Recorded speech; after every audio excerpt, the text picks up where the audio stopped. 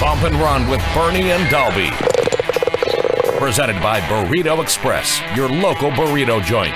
Now, here's Brett Bernheisel and Steve Dahlby.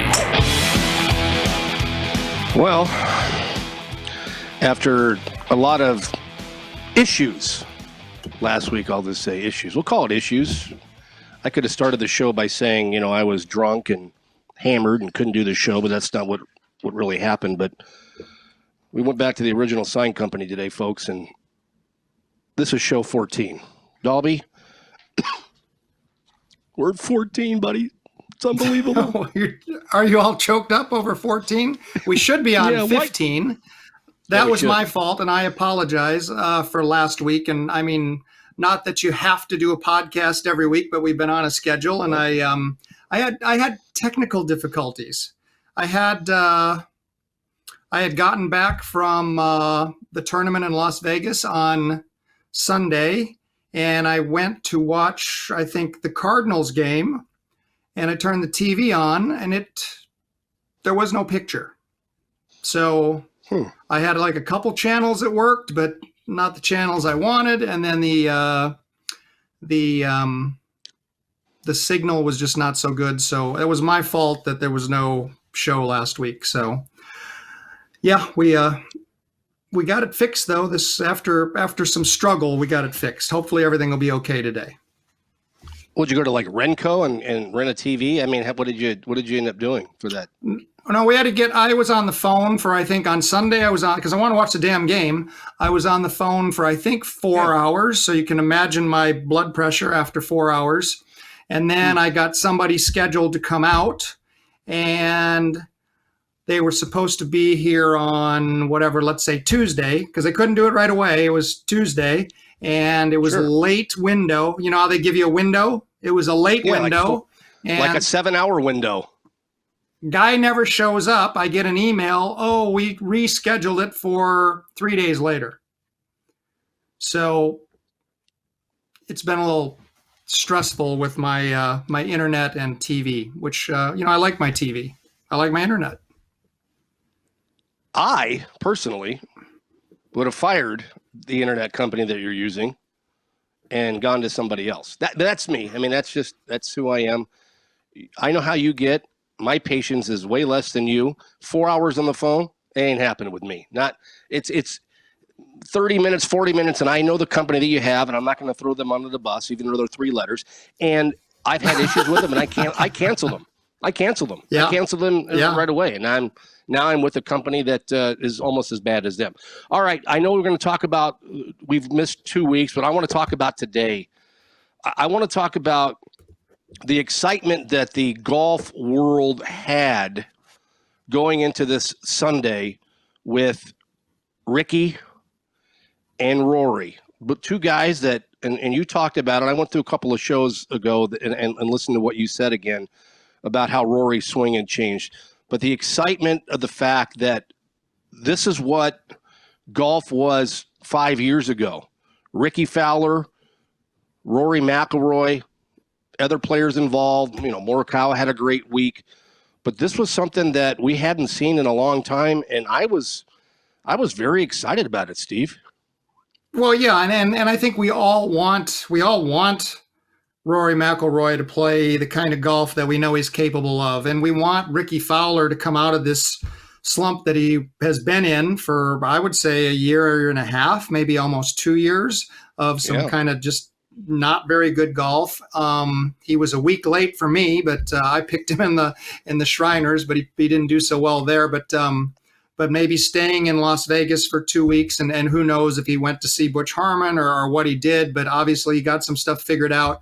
And I think this golf course, obviously you see the scoring of the last 2 weeks. I think this golf course allowed, this was just an easy golf course, and there was room. It was desert, but there was room. And so I do think that it's a great course for somebody that maybe isn't perfectly striking the golf ball to maybe get away with a little bit and shoot some good scores. And I mean, you saw You saw Strubber the first day, on 59 watts. You saw Keith Mitchell on second day on kind of, what did he shoot? 126 or something for 2 days. It was just craziness. And so when you have a golf course where there's not the penal situations where there's a lot of bogeys out there, these guys can, and even if their game's a little bit off, it allows them to get maybe their confidence back, maybe get away with a few bad swings. And there you go. I'm looking at Rory's card. The first day he made a bogey and a triple bogey, with a bunch of birdies, and then really clean card round 2, clean card round 3, 1 bogey early today, and he's a winner, and it's a great thing for him because it's his 20th career win on the PGA Tour. So there's some nice things that come with that. Yeah, he's eligible for the Hall of Fame now because he's won a major and he's won 20 tournaments. I mean, he's Rory McIlroy is definitely going to be in the Hall of Fame. I mean, whether he got his 20th, but now he's an automatic selection, which was great. But you talk about this golf course, and it's and the three of us, me, you, and Shu, we live in the desert, so we're used to desert golf. Even though you teach at an old school course that is tree lined and heavy rough. As a fan of the game or as a coach of the game, do you like golf courses like this? I mean, because you look at it today. You look at, like, Emiliano Grillo shot 11 under today, okay? You didn't even see his name on the leaderboard. Normally in a tournament when somebody shoots 61, 62, 63, oh, they're 5th, 6th, 4th, win the tournament, whatever. But you didn't see it because this golf course was so gettable. And I enjoy it from the perspective from the casual. I'm going to take myself as the casual fan, not the person that's been there, done that, whatever. As a casual fan, I like watching guys make birdies and eagles and having things like that. And then there's another side of me from the person that's been there that I like to see guys make bogeys. But today, this tournament was if you didn't shoot 60.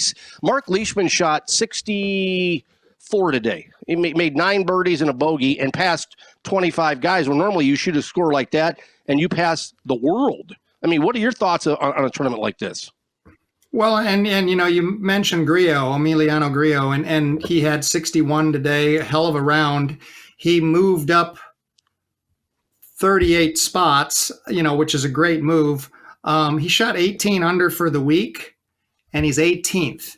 So yeah, I think from my standpoint, I understand that the PGA Tour wants this to be entertainment. They want birdies, they want eagles, they want the drama that comes hopefully on the last few holes.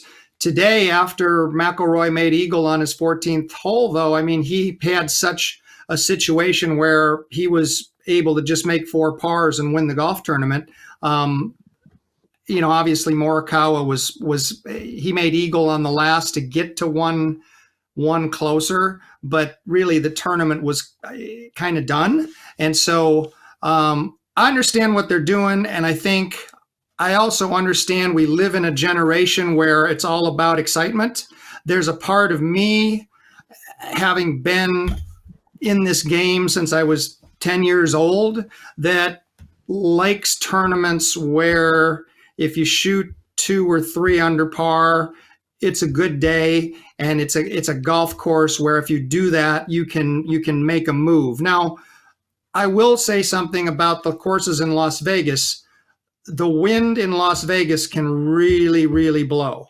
And for both tournaments, last week at the Shriners, this week at the CJ Cup, the wind for the most part was not a factor. You really saw some of the flags just laying down for most of the week this week. There was a little wind at TPC Summerlin. So that's the thing that golf courses in Las Vegas, they have to design the golf courses with that in mind, because I mean it's not normal for it to be calm there, and there's many times where I'll talk to our friend Cliff Vanetti up there, who might be out on the lesson tee, and he's like, it's blowing 40 all day. And so if it's blowing 40, the Summit Golf Club or TPC Summerlin they're different animals. So I get that, but I just sometimes I get tired of watching 24, 25 under win.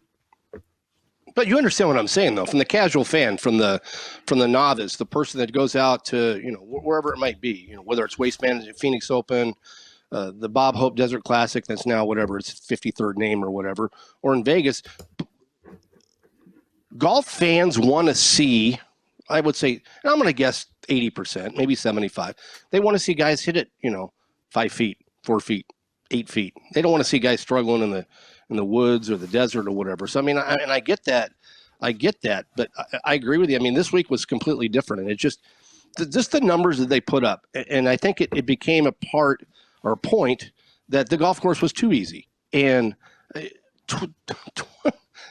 you shoot 21 under par and you don't win a golf tournament? Are you fucking kidding me? I mean, come on. That's ridiculous. That, it's like Rory today, and I'll give him a lot of.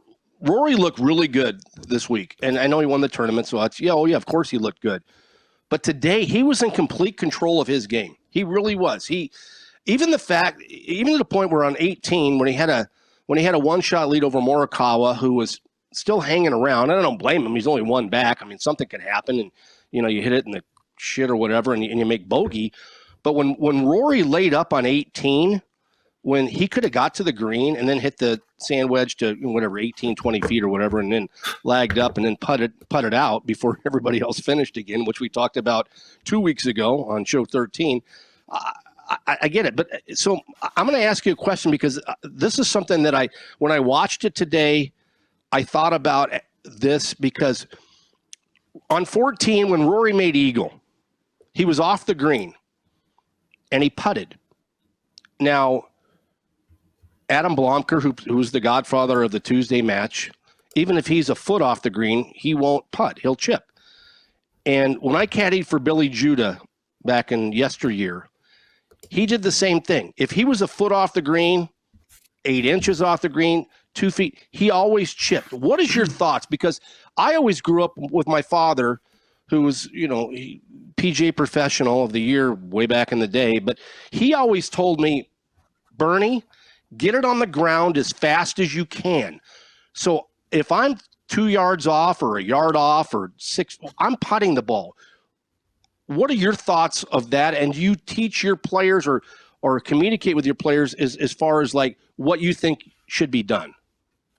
Yeah, and I think that's a good one, Bernie, where, when you're talking about like Billy chipping from very close to the green, it reminded me of Ray Floyd. And then, that's a long time ago watching Ray Floyd. Ray Floyd was a great chipper, and he would chip from everywhere. He would chip with a variety of clubs. He might chip with a 6-iron. He might chip with a wedge. He probably never used a lob wedge in his day. The game is different, where right now it's more about, sand wedges and lob wedges around the greens. A lot of the guys just use 1 or 2 clubs around the greens, period. I think one of the things, and it's interesting because when I worked in Golf Digest schools, one of the things we talked about with short game would be that your worst, if you're off the green, your worst putt is going to be better than your worst chip. So the safer play is to putt. Now, McIlroy, I'm looking, he hit a great big drive. He's just short of the green. He's 35 feet away. It looks like he was a couple yards away, Bernie. Was he right on the fringe, or was he a bit? No. He was like 2 yards away. Yeah. So it probably made sense from that, at that point. Let's lag a putt up there. Maybe it goes in like it did, but I'm going to just try to make my birdie and move on.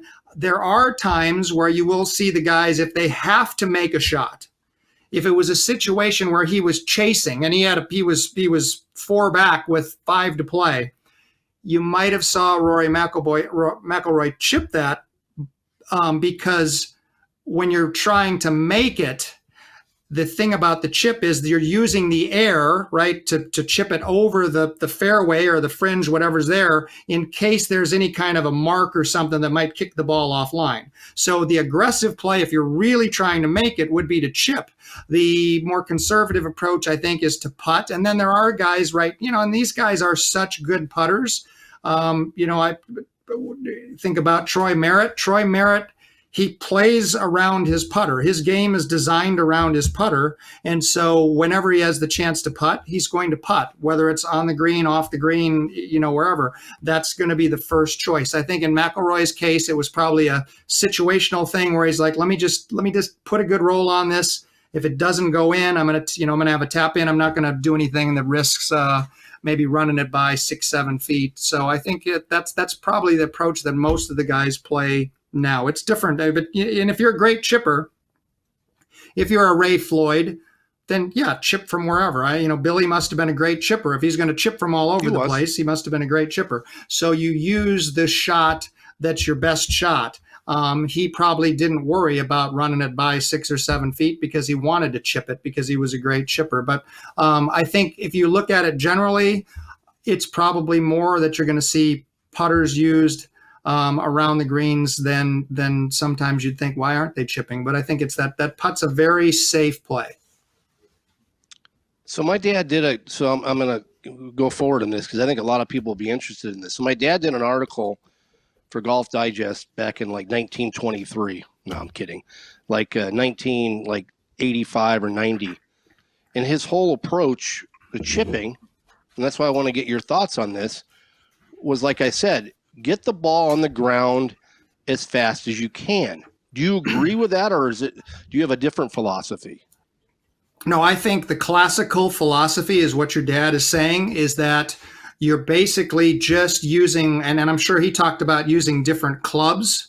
If you're, let's say you're 2 yards off the green, you're going to use 3 yards of airtime. Maybe, you're going to give yourself a yard just onto the green and then get it rolling. I think what you see with the younger guys now who have grown up with lob wedges and have fallen in love with 60-degree wedges, I think you see them use the air more, the air and spin more than what your dad is talking about, using a less lofted club to chip with, not a 60-degree, a less lofted club to just get it over the fringe onto the green and get it tumbling. So I think there is a difference. You see more balls now struck with more lofted clubs, and there's going to be more spin because of it.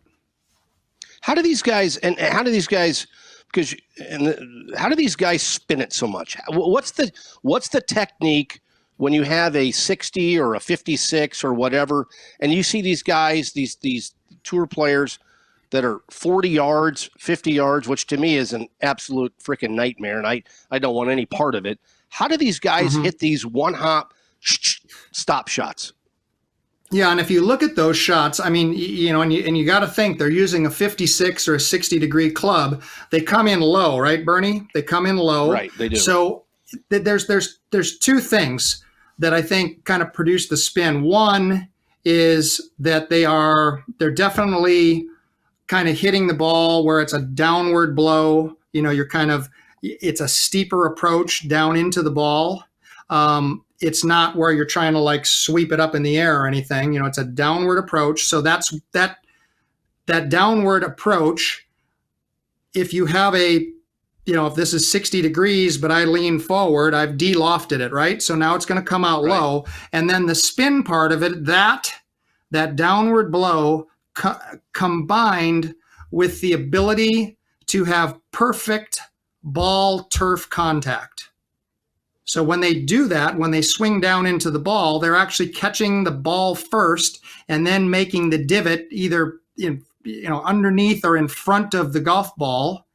And then that's going to produce the backspin. It would be a lot like if you were playing pool and you were going to hit a jump shot, right? You're going to jump it over a ball, right? You're going to elevate the cue, right? So you're going more down into the felt. And if you hit right behind it or almost into the ball and then into the felt, the ball pops up in the air. That's backspin. Does that make sense? Well, sort of. To me, it does. Yeah, absolutely. It makes complete sense. But I know that the viewers of our program, which have now exceeded where you think about you think about that pool cue analogy, though. If I didn't elevate the back, back of the pool, if I didn't elevate the cue, if I had it more level and hit into the ball's just going to roll.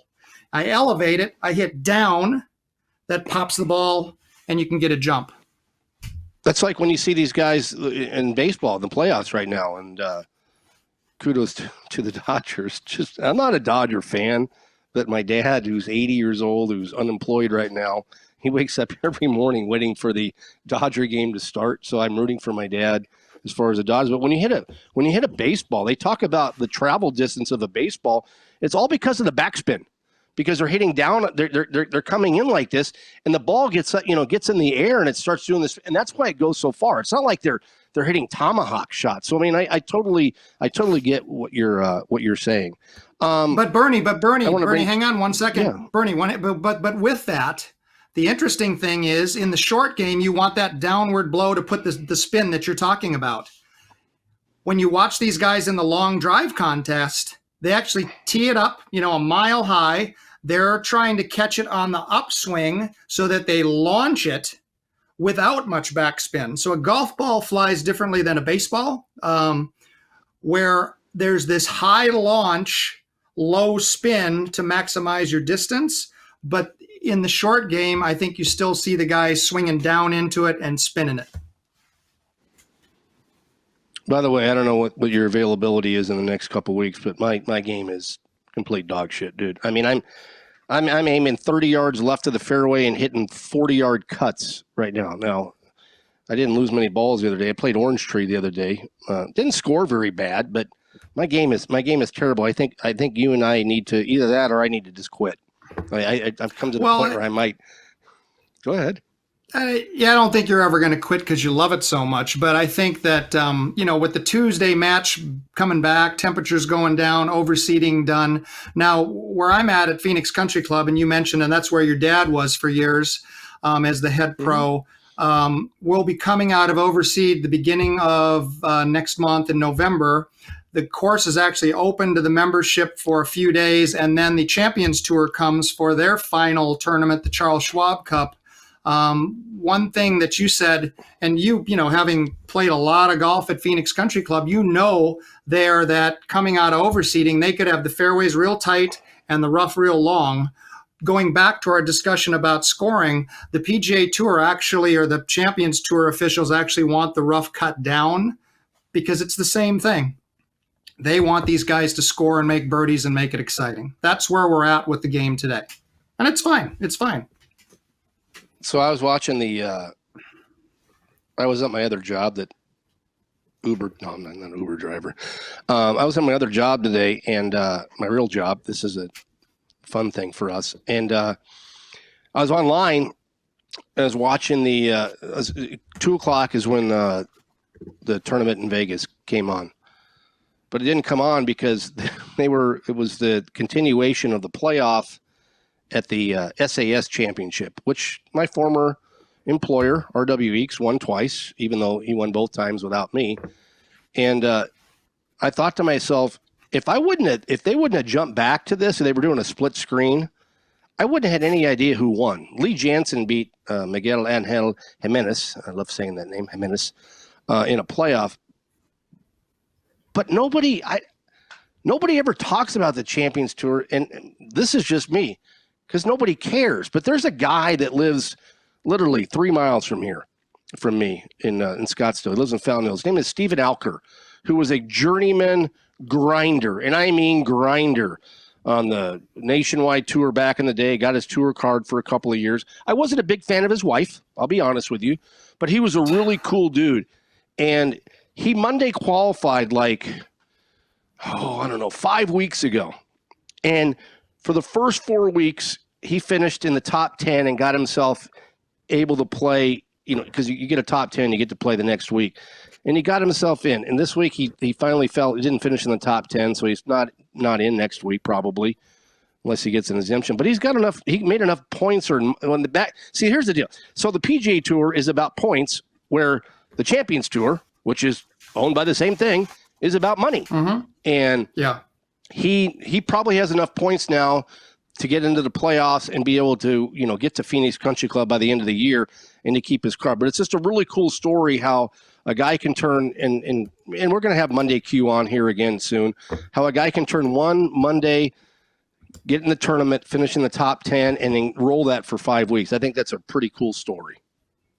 Yeah, and it is. And I do think there's a lot of golf to watch. There's obviously the PGA Tour, the LPGA, the Champions Tour. You've got college golf now on TV. So there's a lot of golf to watch. But the Champions Tour, it's good golf.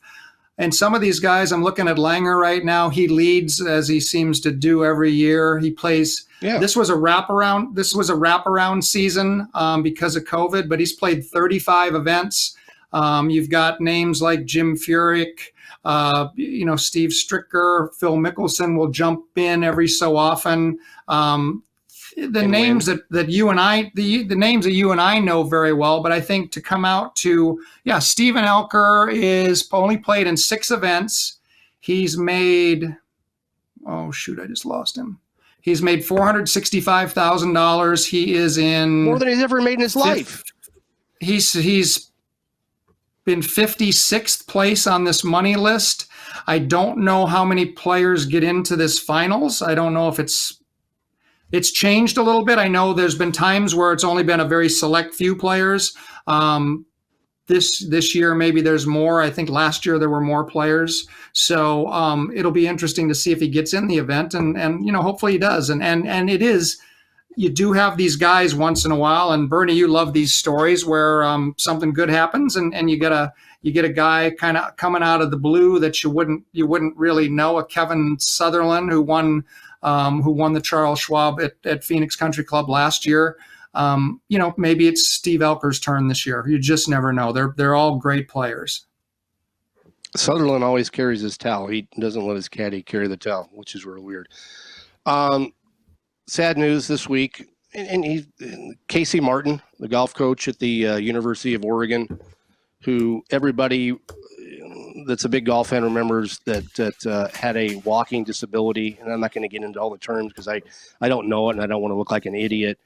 Was allowed to drive a cart for many years when he played on either the Nike Tour or the PGA Tour. He broke his leg 2 years ago and had his leg amputated earlier this week. And it's sad, and he's relinquished his head coaching duties to former ASU golfer Jeff Quinney, who's now the head coach at Oregon for the time being. But the reason I brought it up is that everybody should know about it. Just a really, really cool dude. It was just and I know Dahlby, I know you know him, but there was a time back in, and I don't remember even who I was caddying for, and it doesn't really matter. But he was able to drive a cart. Everybody else walked, and he would go the same speed as us walking. To not he wasn't like, all right, you guys hit, I'll just head to the green and wait for you. He always went the same speed to try to be like, I'm with you guys. I'm not trying to, get an advantage. And I thought that was really cool because, he could have just, driven the cart to the green and waited for us to come up this 8-mile incline to whatever course we were playing. And I thought that was really cool because back then, people had different opinions on, should he be able to ride a cart? Should he not be able to ride a cart? Is this a sport? Is this a game? And things like that. And it created a lot of controversy. And I never had a problem with it just because of, the Disability Act and all that. I didn't have a problem with it. But I think that the coolest thing about what he did was that he knew that there was a lot of controversy, but he did it the right way, and I'll give him all the credit in the world. And I know people are going to, I don't know how many people watch this thing anyway, but I know people that are, against it, and it's a sport, and you should be able to, you're an athlete, you should be able to walk and stuff like that. But I had no problem with it at all, Steve. What I know you know him. Give me your opinion on not so much the fact that he lost his leg, but your thoughts about how he had to do things trying to play golf for a living. Well, and I think, I got to know Casey a little bit because as the head coach at the University of Oregon, he's recruited a couple of my high school players, and through that, lots of conversations, and he's a really good guy. I really like Casey. He and I have become very friendly, I would say. I was at a college tournament not too long ago, maybe 2 months ago. Up at Mirabel, and Oregon was playing, and I was, U of A was there, so I was going to go watch one of my guys that plays for U of A. Chaz Aurelio was up there playing for U of A, but I also was hopeful to see both he and Jeff Quinney, who I've known for a few years now. And I asked Casey, I asked him point blank because he and I, he's a very straightforward guy, and I didn't feel, like, I just asked him, how's the leg, what's going on, and he told me he was going to have it taken. And if you watched over these last few years, and I don't know about when he was playing, this was a degenerative circulatory condition that affected him from, he had this for many, many years. But to watch him coaching these guys and just to get out, and you could see the struggle that he had to just walk. Anybody that would have anything to say about the fact that he could take a cart, that was not helping him whatsoever. He was in pain all the time. And, my hope, and I think it was great what he did, bringing Jeff Quinney played for ASU, played on the PGA Tour. He really had two good, he probably could have or should have won at Riviera 1 year. 100% he should have, yeah, 100%. Played very well at the Players Championship 1 year, had lost his card. He's from up there. His family is from up there. I thought it was a great hire, and Jeff will do a good job while Casey recovers. And I think Jeff's just the interim head coach. Casey has plans to come back, I believe. There's just going to be a little bit of time that he's going to need to recover from this. But it's a shame. It's a shame that for someone like Casey, and you saw his golf swing. A guy could swing it. I mean, it's freaking pure. Absolutely. And he hit the shit out of it. And for someone to have that taken away by a disease, is a shame. And so, I'm hopeful. But the thing is that the surgery went well. I'm hopeful that he'll be able to get back to coaching, because I know he loves that, and he's won a national championship with the University of Oregon. I think he might have won two. That's his passion, and I want him to get back to it. Big news this week: the RNA, USGA, whoever's in charge, I don't know. Hell, 48-inch drivers not illegal. Is not legal anymore. Back to 46. Is it? Steve, is it that big a deal? I mean, is it that big a deal for 46 or 48-inch drivers or 52-inch drivers or whatever it is? Why? And Mickelson came out, on social media and was absolutely pissed. And when I say pissed, he was pissed. And people know Phil can use some language like that I use on this show sometimes, but he was pissed. Why are they doing that? And who gives a shit about what length the driver is?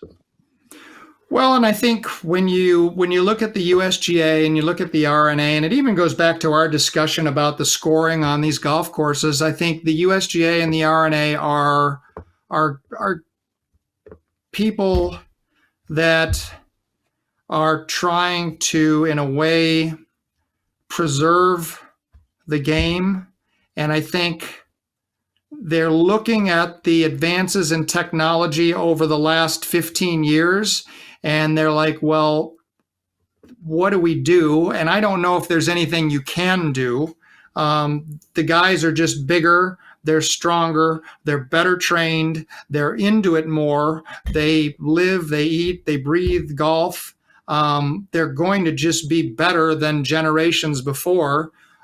They push each other to higher levels, and that's part of this scoring. They know they got to shoot 25 under, so they figure out ways to do it. On the other hand, the RNA, the USGA, they're trying to, I guess, in some ways, preserve the game in their opinion. Don't know if it's right. Don't know if it's wrong. I have my own ideas on that. If you want to change scoring, it's pretty easy to do. In my opinion, doesn't have to be the length of the driver. There's things that you can do, but this is a decision they've made. And like what? Tell me. So the golf ball, I think the golf ball is the first thing that I would look at. That I've talked about everybody playing a standard golf ball, everybody playing a sort of a set makeup that is more stock than where they're at now. And then I think the golf courses, the setups they're easy. In most golf courses, unless the wind blows, you see in Florida, they go to the Florida swing. You go play PGA National, you go play Copperhead in Tampa. Those golf courses, that's where 11, 12 under is a good score, because you've got wind, you've got a little more rough. But yeah, if you want, if you could set up a golf course so that the scores aren't as low as they are. But on the other hand, just like you say, as a casual fan and somebody that has seen golf from, when you were a kid in the 70s till now, you've probably, you've kind of seen the game go from where 70 was a good score, 68's a good score, 66 is a good score. Now 64 is a good score. 67 is okay. And it's just that evolution. But that's where I think the USGA and the RNA are at. They're trying to preserve scoring. I don't know if they're doing it right or wrong. I don't know. Phil, he can be dramatic and be whatever he wants to be. That's part of his deal. That's part of his thing. He can criticize and if you and I wanted to, we could criticize a lot of things that we know about Phil Mickelson, and we won't, but there's rumors and things about him. So, there's, you want to go back and forth, we can do that. So, So let me interrupt you here for a second. No, hold on. Let me ask you this. Yeah. You talk about stock stuff. You talk about stock. You use the word stock. And yes. I understand that. And so we're not talking about the stock market. We're talking about people using the same type of equipment, same type of golf ball everywhere. Are there, in your opinion, since you're out there way more, I'm not even out there anymore. I'm just a has-been. Are some golf clubs better than other golf clubs? Are some golf balls better than other golf balls? Because you would think that the major manufacturers, whether it's Titleist, Callaway, TaylorMade, whoever it might be, would have the golf ball. I know they're different. I know the dimples are different. I know the feel's different. I get that. But shouldn't they all be like in the same bucket? Well, I think they are in the same bucket. And I think right now the bucket is, you want a golf ball that launches high without spin off the tee, that still has some kind of characteristics of spin around the greens. You want to challenge these guys? You want to challenge all of them? Let's play a softer covered, spinnier ball, and let's see how these guys do. Let's see how Bryson DeChambeau does with an old 90 compression Balata. Not saying go back to that. I'm just saying you get a softer cover with a spinnier golf ball, where it means that you've got to make really good contact and shot make a little bit more than they do now. That's something that would be interesting. That would be something that would be interesting. I don't know that I don't think it will ever happen, but I'm just saying, you want to change scoring. Maybe the RNA and the USGA should look at that as opposed to taking 2 inches off a driver. They're going to still be able to hit a 46-inch driver 350 yards. They'll figure that out. They do now anyway. Tiger Woods Brooke Henderson outdrove everybody with a 43-inch driver. They'll figure that all out. But the golf ball, and then what I've said about loft. You can only have the most lofted club in a stock set is 56 degrees. Let's bring some imagination into the short game. Let's see how they do then when you set up a golf course with more rough, tighter areas around the greens. I can dream up a golf course and a golf ball and a setup where I can challenge these guys to really, really show their skill. It's never going to happen. We know that. It's not going to happen, but I'm just saying, I'm saying, Bernie, is I think the USGA, and I kind of disagree with Mickelson, criticizing. That's why I do this. That's why I do this. I try to get you amped up. I try to get more emotion out of you. I try to get the true feelings of Steve Dahlby. That's my whole goal on this show. But you talk about the 48 going to 46. You look at a lot of players, whether it's Brooke Henderson on the LPGA Tour, whether it's Justin Thomas on the PGA. You see these guys and gals choke down on the club. Does a 48-inch driver, which Brooke Henderson has, and she chokes down 2.5 inches, is that going to affect her at all? I don't think it's going to affect one bit. That's what I'm saying about that. I don't mind the USGA and RNA looking for different things that might challenge these guys and girls a little bit more. But yeah, the golf club, the length of the golf club is probably the least thing that they should worry about or try. And, you think, you're a baseball fan. I know it's one baseball. Yeah, I've got a whole bunch of Angel stuff in here. Yeah. Now, there have been times where that baseball has maybe flown a little further in certain seasons than other seasons. There's been no.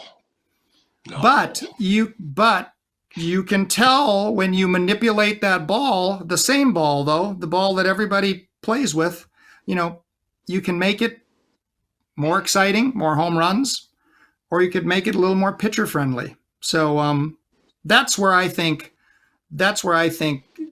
the thing, you look at the golf ball and maybe on the PGA Tour, you have to play. It's not that you have to play a Titleist. You can play a Srixon. You can play a TaylorMade, but you all have to have one specified golf ball.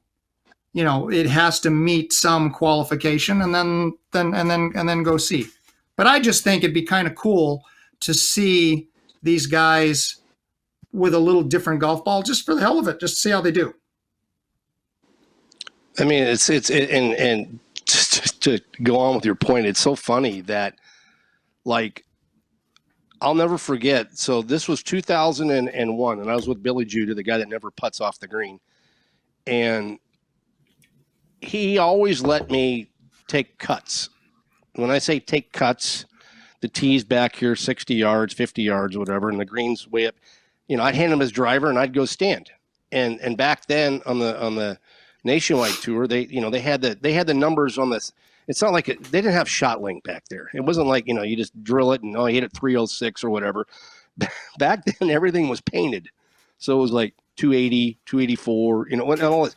I would always stand at the 286 marker. That's where I stood. Every single time he had driver, I stood at 286. That's just where, and I would say 85% of the time, he'd hit it between the 282 and the 288 marker. That's back then. This is 2001. Now we're to go 20 years, and you're talking about guys today. I watched Rory fly a 3-wood today, 306, 307. I mean, that's back in the day when that's unheard of. So I agree everything you're saying. I mean, but now we're playing 526-yard par fours. I mean, really?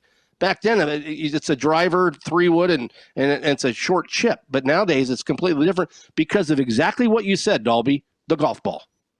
Yeah, no, absolutely. Because, if Billy had a different golf ball, because, that's probably moving it out there pretty good, 282 to 288 or whatever you're saying. Different golf ball, same swing, it goes further. There's probably, there's a lot of guys that have played on the tour for a long time who hit it a lot further now at 40-some years old than they did at 20-some years old. That doesn't make sense. All right. It's time for Who You Got? Presented by our good friends at Burrito Express, your local burrito joint. Now, our executive producer and owner of this program, Chris Schubert, is in New York. And today, folks, he will not be visible, but audio will be part of this. Schubert, are you around? I am, gentlemen, yes. All right. So I hired another sign company. I know. I'm going through these things like it's like used tires. I mean, you buy a used tire, you got to get into the used tire. I now have this new sign company, and I'm going to go this way. And they didn't do a very good job on the visuals. But as I said 2 weeks ago, we have a scoreboard. And I'm going to turn around right now because I can't even see it on this deal. So the Who You Got right now going forward, I have 4.5 points, and I'm going to explain why in a second. Dahlby has 8, and Schubert, who follows the game the least of the three of us, is leading this with 10.5. Now, what happened on show 13 was something that's unprecedented, and Dahlby came out with Ricky Fowler, who played terrible. Schubert came with one of his favorite players of bastard. He did play great this week. Schubert came out with one of his stalwart favorites in Victor Hovland, and I went with the Vegas resident, the shortest name, Kevin Na. Well, Kevin Na withdrew before the tournament started. And I actually texted Dahlby and said, Kevin Na withdrew. And Dahlby's like, no, he didn't. I just saw him an hour ago chipping.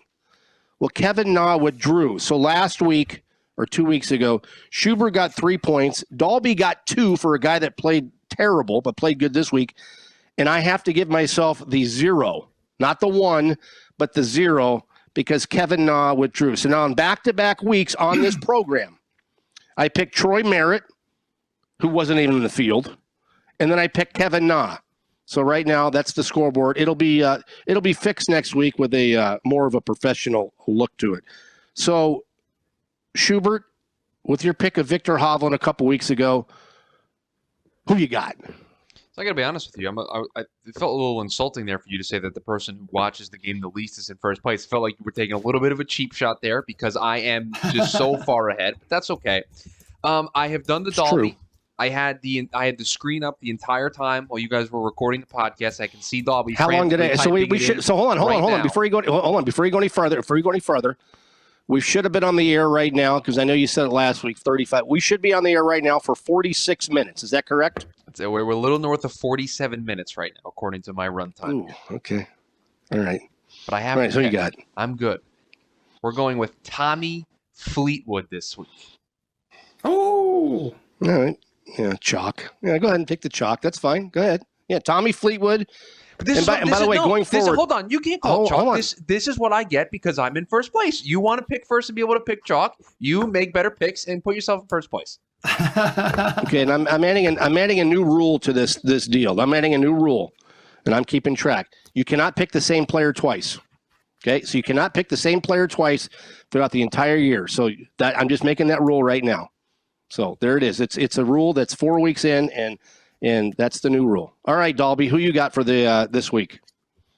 So Bernie, I'm going to let you pick next because I absolutely know you will not take the player that I'm going to take. Absolutely no. Okay, and hold on. If you do take him, I'll tell you, and I'll give you $100. Not only that, hold on, I want to add to this, Bernie. Are you being serious? I'm going off the board here. If you take Dahlby's person, he gets a 0. That's it because he is this confident in a player. He gets I am so confident. Yes. Yep. All right, you ready? Hold on here. This is great. Hold on. Oh my! If you, this could be $100 to Vegas for you. I'm taking Sadashi Kurihara. Nope. Okay, that's what I'm taking. I'm taking Sadashi Kurihara. But I like your thinking. This is a international event that is going to be held. Is it outside of Tokyo? Somewhere. It's in Japan. I don't know exactly. Okay, the guys that are in Vegas, I will tell you this before I make my pick. The guys that are in Vegas right now, including Troy Merritt, who's in the field, they are waiting on test results. They have to get negative COVID test results before they get on a charter that's going to leave at 6:48 Pacific time. It's supposed to leave at 10, which will put them into Japan Tuesday morning about 7 in the morning. They're ahead right now. So that's just a little aside from things. But then once they're there, there's like testing and questioning every day for COVID protocol. It's different than it is here in the PGA Tour now. Sounds exciting. Sounds really exciting. Now, it's an international event, right? I am going to take a guy that went to Chandler Hamilton High School. He played his golf at Arizona State University. He's a hometown boy in a way. However, he has played on the Japanese tour. He's got 6 wins. He has got an awesome golf swing. Do you know who it is? You're nodding your head. No. It's Chan Kim. Chan Kim, who grew up here and played at Hamilton High School. So I'm going to go off the map with a Japanese tour player, Chan Kim, to win the Zozo Championship. I went off the map too. There's a guy playing in this. Well, we can put 100 on the side I'll take my guy. I mean, we can do whatever. I mean, we can go to, once the show's over, you can text me. We can make a wager. But what's really funny about who's in this event is a guy that back my last year of caddying, 01, 02, Ryuji Yamada, who was a rising star on the Hogan Tour, Nationwide Tour. This is 20 years ago. He's in the field this week, which I think is pretty cool because him and I'll just tell the story. Him and Judah playing in a charity event in Virginia Beach one year for the Nationwide Tour when Billy was playing good, and it was a Wednesday. And I'll just be honest with everybody, I didn't make it to the charity event. So you can just think about what you want to think about. I didn't make it, but the tournament, I did make the tournament. All right, Dahlby. What else? Anything else you want to add before we end this fine program? I know Schubert's in New York, and it's late for him right now. Anything you want to add? Oh, hey, by the way, real quick, I seriously, I need help with a driver, and I need your help sometime this week or when I come back from Vegas. I'm going to Vegas next week for the Eagles-Raiders game. It's my wife's 50th birthday. I'm going to go dead broke, 100%. I will be dead broke when I come back next week, but I need help, and I need to get a new driver because this driver I have now sucks. Yeah, we'll get it. I mean, like I said, we reopen from Overseed in the first part of November, so we'll do a club fit and we'll get to it and enjoy that stadium. It looks awesome. I'm jealous that you're going to, what is it, Allegiant Stadium? That's cool. Allegiant, yes. It's big. Yeah, my wife's a big Eagles. Big. My wife's a big Eagles fan. Yeah, I know it is. My wife's a big Eagles fan, and we're staying at the Aria where you just got back from staying in Vegas. So hopefully we have a great time. All right, thanks to Chris Schubert, who's staying up late tonight. In New York City, helping us with the show. Thanks to Sean Crespin again. Well, it's 14. I haven't talked to the guy in 17 weeks. But Dahlby, great. We'll see you next week, folks. Have a great week. Hit 'em straight, everybody.